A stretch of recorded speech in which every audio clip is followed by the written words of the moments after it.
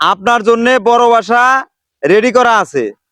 এবার যদি হালখাতায় না আসেন, আমতলা আসা মাত্রই আপনার লুঙ্গি প্যান্ট খুলে নেওয়া হবে। এ বাপুরে খারাপ আছে কি হয়েছে?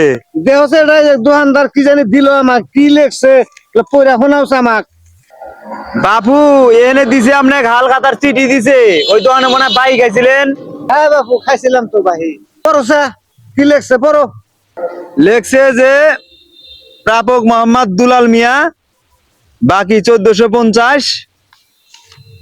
শেষ এবার কি লিখছে? ও এনে লেখছে যে প্রিয় দুলাল মামা, এবার যদি আমার হাল খাতায় তুমি যদি উপস্থিত না হও, আপনার জন্য বড় বাসা রেডি করা আছে।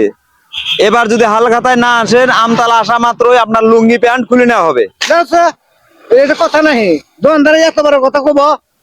দোকানদার কি মনে করছে আমি আমি যাবো দোকানদারের কাছে? মনে করছে কি দোকানদারে শিক্ষা দেওয়ার এই কথা বাবু আছে। নেন, আমরা আমার হাতে চটকা চুরি করেন কে? দোকানদার হিন্দার ধরাম আমি শিক্ষাতে ছেড়ে দিই। আচ্ছা যান। এ বাপুরে তোমাকে তো আমি ভালোই মনে করছিলাম। তুমি সিটির মধ্যে কি লেখছো এগুলা? কি লিখছে বাবু? কি লেখছো মানে তুমি যে আমতলা আসলে হাল খাতা না করলে আমতলা আসলে তুমি আমাকে বাস দিবা, পাঞ্জাবি খুলে রাখবা, লুঙ্গি খুলে রাখবা। এলে কি বাবু? এলে কি ভাষা? বাবু ভালো করে দেখো আর রাহেন দেই ফাইজলামি করবো জায়গা পাও না। চেতন কে মুরবি আমি দেখতেছি তো। কইরে নেয়া তো ঠিকই আছে। হ্যাঁ? কিছু তো নেয়া নাই।